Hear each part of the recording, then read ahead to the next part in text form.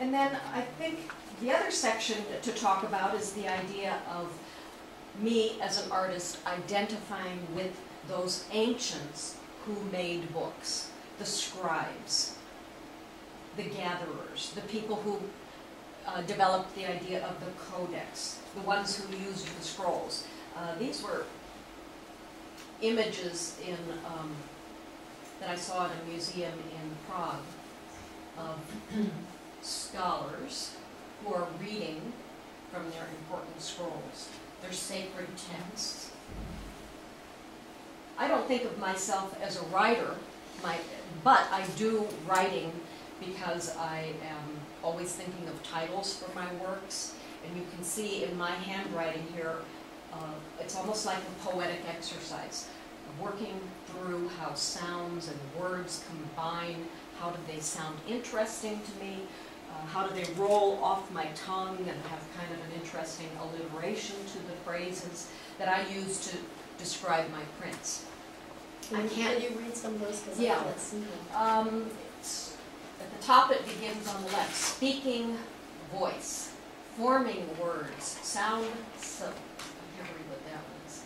In the mouth, vibrations for sound, echoing of speech, blah, blah, blah. So I'm kind of searching for something, and where the circles are, those were more interesting to me. Shape of sound, sublime voice, visible sounds, and actually the one with 2 stars on the lower left is shaping sounds, and that's what my print ended up becoming called. So here I'm really echoing this whole effort through the mouth of how those words or writing might actually happen. Well, this is a lot more like circling the shape, spiraling the shape than random access. Yeah, maybe a little logical yeah. work there so I think I do have some of that logical side of myself. You can pass the test now. Yeah. And then along with that tradition of word work comes a recognition of print-making history. And this is Gutenberg's press in Mainz, Germany. Gutenberg, as you know, is the father of the first information revolution. We're currently going through the second information revolution, which is about how information is transmitted. You know, Gutenberg's big revolution was the idea of using movable type.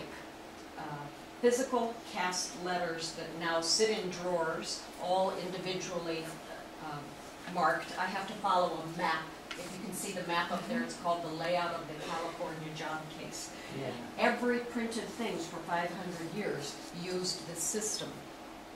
Now we have undergone, in our lifetimes, in the last 50 years, a tremendous shift to where now all of these materials of physical letters and physical space. If you look in the foreground, there are all these little lead pieces that are actually what goes between the words, what goes between the lines. You literally get to touch physical space as you play with these words.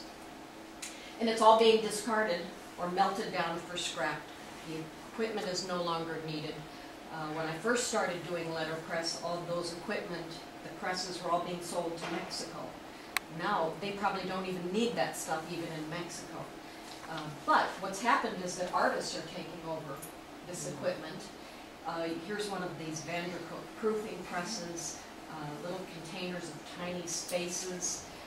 Artists take on these discarded technologies, and because of the slow pace of working this way, the careful control that it happens, it gives you a different awareness of how words and space come together.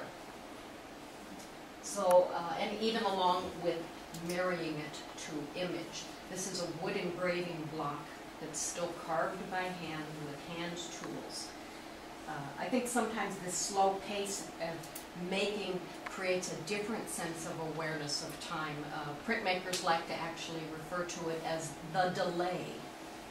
Making things with, not instantaneous, actually can cause a greater awareness of what you want, of the quality, the combination of things. It's a much more considered pace. Here's one of my works called Lyric, in which the space literally explores in a typographic way the relationships between text and image and unprinted spaces. It's actually a very spare kind of work. They are folios that just fit together, book-like, but actually not bound. And then I also feel that I've been largely a self-taught book artist. So I've taken workshops here and there. I've taught my own workshops to students over the years. But when I first came back to Nebraska in 1983, I made sure that I went to Omaha to work with this man. This is Harry Duncan, who ran the book arts program at the University of Nebraska, Omaha, and had a press there that they still maintain with a different faculty member, Abattoir. They have it up in the Arts Fine Arts building. Yes. I'm taking a hand-used book. Great. Right With now. Bonnie? Yes. Yeah. Oh, that's great.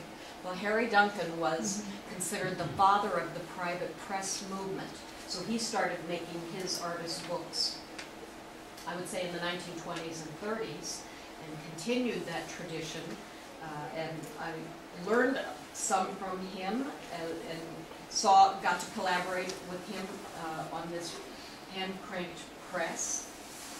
And Harry really specialized in the literary tradition of artist books, a literary tradition in which the book serves the function of introducing new literature finds, new poetry, original work that could not find a commercial publisher, did not fit into kind of those niches. So here was a niche that artisans and book designers, literary folk, artists could take up this role and make works without a commercial goal in mind. I mean, obviously they would want to have some reward for it, but the reward comes in aesthetic marriage of design, function, image, statement.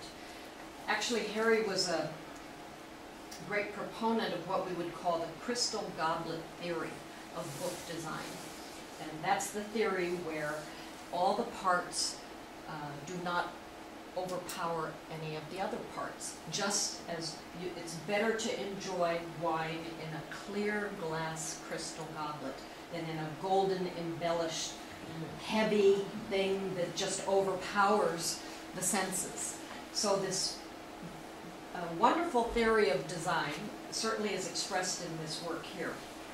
I got to collaborate and made the wood engravings. Harry did the typesetting. A third party did the binding. So you have all these parts coming together to make something very harmonious.